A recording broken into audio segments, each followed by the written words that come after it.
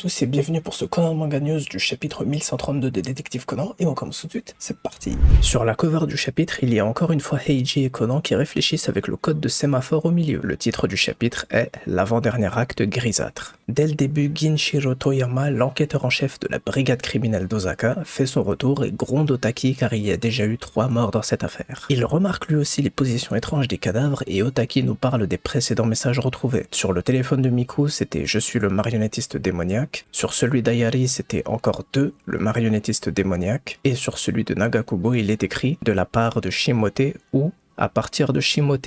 Et c'est signé le marionnettiste démoniaque. Dans le jargon japonais du théâtre, Shimote désigne la partie droite sur scène, donc la théorie selon laquelle le mot serait evil se renforce, sauf s'il faut prendre la place du public pour le côté droit de la scène, et donc il faudrait lire le mot dans l'autre sens, ce qui donnerait live. J'en parlerai beaucoup plus en détail vers la fin. Ginshiro met en garde Otaki, et au même moment il dit qu'il y a une personne qui ne devrait pas du tout être là en regardant Kazuha. Elle lui lance un regard qui ressemblerait plus au regard qu'une femme ferait à son mari dans l'univers Détective Conan. Et est-ce que vous avez remarqué qu'il a dit une personne au lieu de dire ma fille ou Kazuha? Peut-être que même lui il a compris que c'est sa femme qui est avec Ran, même si c'est quand même très étrange qu'elle continue à échanger de place pendant une affaire de meurtre en série. Cependant Tenma va penser qu'il parle de lui. Otaki aussi a mal compris à qui il parlait, donc il donnera des détails sur le passé de Tenma. Il aurait tué quelqu'un par le passé mais c'était de la légitime défense. Et Ginshiro se souvient de lui, même Otaki est surpris donc il y aura peut-être autre chose à apprendre avec ces deux personnages aussi. Ginshiro lance encore un avertissement à Otaki car s'il commet encore une erreur, c'est le chef de la police d'Osaka, Heizo, qui va lui frapper le visage jusqu'à le réduire en charpie. Conan et Heiji vont examiner la barrière qui est tombée et découvrir qu'elle a été corrodée avec du gallium qui permet de manger tout le métal en moins d'un jour. Et afin de mettre en place ce stratagème, le coupable devait savoir dans quelle pièce aurait lieu l'interrogatoire et celle qui a été choisie était la seule qui était bien rangée. Toutes les autres pièces étaient désordonnées, donc le coupable a rangé celle qu'il lui fallait. Heiji et Conan vont aussi en profiter pour demander des détails à Otaki sur la personne que Tenma a tué. C'était il y a 8 ans, Yoka venait d'être transférée d'un lycée de Tokyo à Osaka, mais des gangsters voulaient s'en prendre à elle. Ils ont essayé de l'emmener dans leur voiture, mais Tenma qui est rentré chez lui d'un entraînement de baseball est venu la défendre. Ils l'ont attaqué avec des armes blanches et en se défendant avec sa batte en métal, il a frappé leur chef au visage et l'a tué. Le gang a essayé de dire au tribunal que Tenma était allé trop loin, mais un témoin a tout filmé à ce moment-là, donc il a été conclu que c'était de la légitime défense et il a été acquitté. Et c'est Yoshiura qui a tout filmé et qui est le témoin de cette affaire. Malheureusement, le gang a continué à les embêter même après ça, donc ils ont monté une troupe de théâtre après le lycée pour pouvoir fuir loin de tout ça. Ils se connaissent donc tous les trois depuis ce moment, et tous les trois sont encore vivants. De plus, on sait que Yoshiura avait invité Tenma et Yoka à l'observatoire du bâtiment Harukas afin de profiter de la vue une dernière fois avant de partir. Ça aussi, c'est un élément très important pour la compréhension de toute cette affaire. Il est possible que cette affaire de meurtre soit liée à cette vieille histoire car une capture d'écran d'un article à propos de cette affaire a été retrouvée dans le téléphone de Miku, la première victime. Donc peut-être qu'elle était membre de ce gang, ou alors le chef que Tenma a tué était son frère. Le chef Toyama a donné l'ordre à Heiji et Conan de ne pas venir cette fois pour l'interrogatoire. Cependant, Ran et Kazuha doivent y aller car ce sont des témoins qui étaient avec Yoka lorsque Nagakubo est tombé et est mort. Mais Conan va donner son badge à Otaki afin de pouvoir tout écouter. On apprend donc que Tenma était au parking quand Nagakubo est tombé. Évidemment, Ginshiro évoque la possibilité qu'il ait pu appeler Nagakubo d'en bas afin qu'il tombe, mais comme je vous l'avais dit, les deux officiers qui étaient avec lui peuvent témoigner qu'il n'a absolument pas crié. Après cet interrogatoire, d'après Conan et Heiji, ils semblent tous suspects. Quand Tenma était avec les officiers, la feuille s'est envolée et ils sont allés la rattraper, et c'est à ce moment-là que Nagakubo est tombé. C'est pareil pour Yoka qui était sur le toit, elle a peut-être fait exprès de crier pour que Nagakubo regarde vers le haut, puis s'appuie sur la barrière et tombe dans le vide. Et c'est pareil pour Yoshiura qui était toujours aux toilettes, il aurait pu envoyer un message à Nagakubo pour lui dire de regarder quelque chose sous le balcon. Mais encore une fois, et je vous en ai parlé la semaine dernière, il y a une seule personne suspecte qui aurait pu le faire et c'est Tenma car il est le seul qui se trouvait près du corps pour pouvoir le positionner comme une marionnette. Mais quand Ayari est tombé, Tenma faisait une sieste. Ils vont aussi remarquer qu'il manque une récompense encadrée sur un mur. Elle aurait disparu ce matin et il s'agissait d'un certificat pour avoir remporté le grand prix du théâtre Nichiuri. 2 femmes parleront de la pièce et de la performance de Ayari et Conan aimerait voir des images de la pièce. Mais la tablette dans laquelle il y avait la vidéo a aussi disparu depuis ce matin. Donc ce sont 2 éléments qui sont liés à cette troupe de théâtre et aux 3 personnes qui sont mortes. Un homme arrive pour prévenir Heiji et Conan qu'une femme qui prétend être la mère de Tenma est venue et elle dit avoir une preuve que son fils n'a pas commis de crime. On n'a presque jamais eu les parents d'un suspect qui viennent pendant une affaire, donc restons quand même sur nos gardes. En tout cas, elle a une photo du moment où Miko est tombée. La mère de Tenma parlait avec des acteurs et ils lui ont dit que son fils était suspecté dans une affaire, donc elle est venue pour montrer cette preuve. Elle avait pris une photo avec son fils et juste derrière eux, on pouvait voir Miko lorsqu'elle tombait. Son corps n'est pas positionné comme une marionnette quand elle tombe, et même si c'était le cas, ses bras et ses jambes auraient bougé, donc quelqu'un change leur position, mais c'est quand même difficile à faire parce qu'à chaque fois il y a beaucoup de témoins autour, sauf pour le meurtre de Hayari, mais le coupable n'a que quelques secondes avant que quelqu'un ne vienne, donc je suis très curieux de savoir comment il ou elle a fait. Donc grâce à sa mère, Tenma est innocentée. Mais ce qui est encore plus étrange, c'est qu'après être allé voir le corps de Miku, Tenma est revenu voir sa mère et lui a dit de ne montrer cette photo à personne. Donc soit il veut éviter des ennuis à sa mère, soit il veut protéger le coupable car il sait qui c'est, ou alors il ne veut pas être innocenté pour pouvoir rester un suspect dans cette affaire et peut-être se dénoncer à la place du vrai coupable. La mère de Tenma dit également qu'elle est venue voir cette pièce car c'est peut-être la dernière fois qu'elle verra son fils sur scène. En fait, Tenma est malade, ses médicaments l'aident à encore tenir debout mais il faiblit de plus en plus. Et apparemment le seul qui est au courant est Yoshiura. Et grâce à ça, Conan et Heiji ont compris qui est le coupable et aussi ce que veut dire le message. Ils parlent sûrement de celui dans le téléphone de Nagakubo. Avant de passer à la suite, j'aimerais reprendre quelques éléments pour vous donner mon avis et ma théorie que je vais compléter avec les dernières pages. Tout d'abord, les 3 personnes qui sont vivantes dans cette affaire se connaissent depuis 8 ans. Ils se sont tous rencontrés au même endroit et sont liés par cette affaire. Le gang a continué à les embêter, donc ils ont peut-être continué même après qu'ils soient partis pour faire du théâtre. Celui qui les a invités au bâtiment Harukas pour profiter une dernière fois de la vue, c'est Yoshiura. Yoka était la première à paraître suspecte, puis Tenma aussi, mais maintenant tout semble se diriger vers Yoshiura. Peut-être que les 3 victimes ont un lien de famille avec le chef du gang. Peut-être que certains font partie du gang aussi. Ce qui est sûr et certain maintenant, c'est que l'un des 3 a tué ces 3 personnes pour probablement sauver ses amis. On reprend le résumé et je vais compléter ce que je veux dire avec les dernières pages. Conan va chercher les policiers et il dit à Heiji d'appeler Kazuha car le ciel est en train de se dégager et le temps devient à nouveau clair. Tout semble se mettre en place comme il faut entre le timing de la mise en scène dans Animal Crossing avec Heiji et Kazuha comme dans le film 27, le shikishi que la seiyuu de Kazuha a partagé cette semaine juste avant le dernier chapitre de cette affaire, la cover alternative du volume 106 qui a été reveal cette semaine alors qu'il reste du temps avant la sortie, et le temps qui redevient ensoleillé dans cette affaire. J'espère que cette fois il va vraiment y arriver. Kazuha rougit après son appel avec Heiji, mais elle va mentir à Ran en disant que c'était un appel de son père, et elle va emmener Ran avec elle au bâtiment Harukas. Après ça, 2 policiers qui surveillaient un des 3 suspects alertent l'inspecteur Otaki car il s'est enfui des toilettes d'un magasin à proximité. Tout cela semble faire partie d'un plan car Otaki n'est pas surpris et sait même où trouver le coupable. Donc Conan et Heiji ont eu le temps de mettre en place un plan pour attraper le coupable à la fin. Et c'était un des scénarios qu'on envisageait pour la fin de cette affaire. On est donc maintenant au bâtiment Harukas d'Osaka et ça faisait longtemps qu'on ne l'avait pas vu, mais revoilà cette silhouette adulte pour les coupables et elle semble se diriger vers la plateforme d'observation sur le toit. Il fait face à la vue et on dirait bien qu'il va se jeter dans le vide pour compléter son plan et son message. Mais il était attendu par Conan et Heiji qui ont résolu cette affaire. Heiji lui dit que la nuit approche et qu'il est temps de lever le rideau sur ce mystère. D'ailleurs, puisqu'il parle de la nuit, je me demande si en fait il n'y a pas déjà eu la scène avec Heiji et Kazuha et qu'on aura un petit flashback comme à Londres avec Shinichi et Ran quand on a eu un flashback pour la confession. On verra bien, mais logiquement, la confession devrait arriver après une scène d'action avec le coupable. En tout cas, c'est ce que je pense. Maintenant, pour compléter ce que je disais plus tôt, pour l'identité du coupable, c'est soit Yoshiura, soit Yoka. Car Yoka a peut-être appris pour la maladie de Tenma grâce à Yoshiura qui lui a révélé cette information en étant sous par exemple. Ça aurait pu être la mère de Tenma qui en aurait parlé à Yoka, mais elle l'aurait dit à Conan et Heiji. Mais que ce soit Yoka ou Yoshiura, pour moi le coupable a commis ces crimes car les 3 personnes qui sont mortes étaient liées à cette affaire avec le gang. Donc après avoir tué ces 3 personnes et en se jetant dans le vide pour compléter le message, on aurait Liv car le coupable veut dire à ses amis de vivre maintenant qu'ils sont libérés de tout lien avec ce gang. Ce qui explique aussi pourquoi Miku avait une capture d'écran de l'article. Ça peut pas être une histoire de chantage parce que Tenma a été acquitté et de toute façon il faudrait que ce soit Tenma le coupable si c'était ça le mobile. Mais je maintiens mon idée que cette fois le coupable va se jeter dans le vide et compléter son message qui a peut-être été mal compris. Yoka en est la preuve, elle pensait que ce serait le mot evil pour démon, donc elle a voulu se tuer par peur de la malédiction de Kabumoto. Donc le coupable a ajouté une indication dans le téléphone de Nagakubo pour dire qu'il faut lire le mot de droite à gauche en se mettant à la place du public, car le démon marionnettiste était le surnom de Kabumoto, et où était toujours assis Kabumoto lorsqu'il donnait des ordres à ses acteurs? Dans l'un des sièges du public. Donc il faut se mettre à la place du marionnettiste démoniaque, alias Kabumoto, et lire evil dans l'autre sens en inversant les lettres pour obtenir live. Si le coupable ne s'inquiétait pas de la compréhension du message par ses amis, il aurait juste mis encore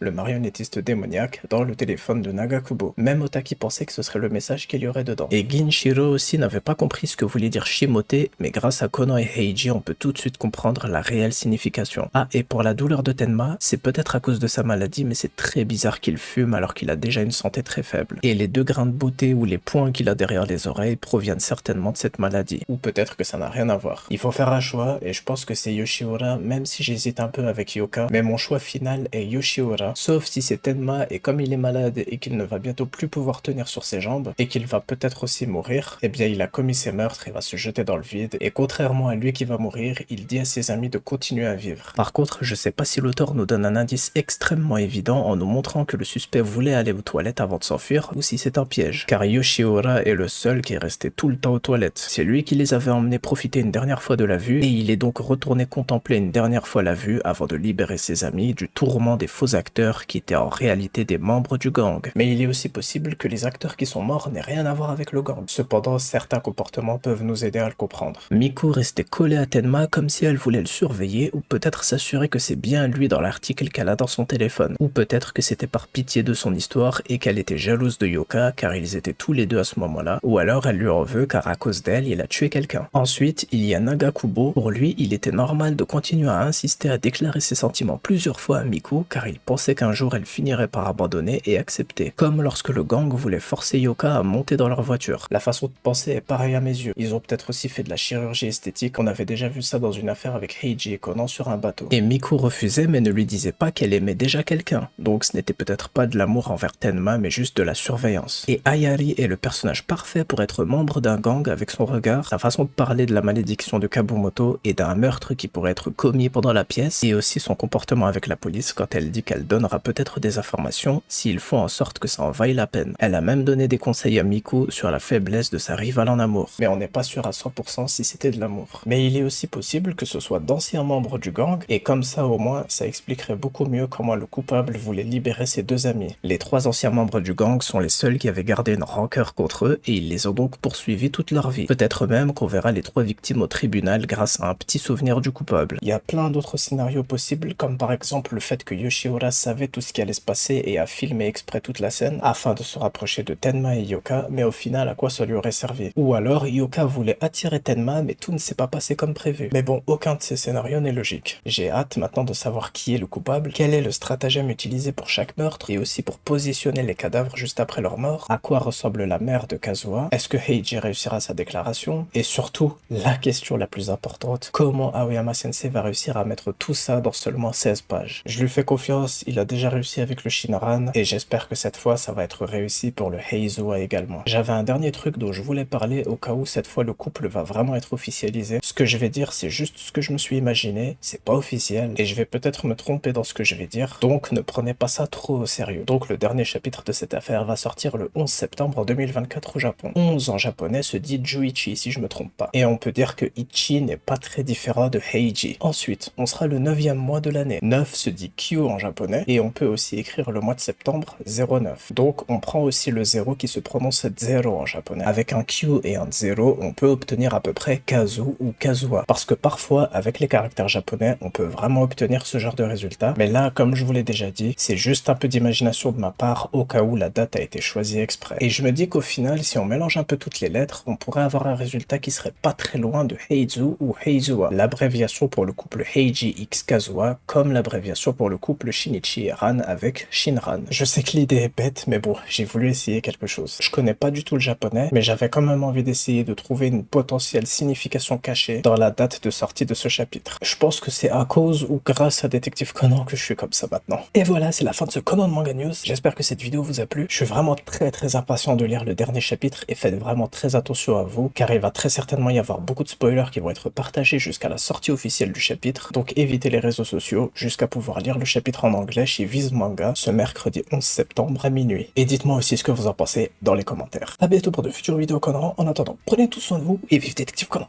Ciao.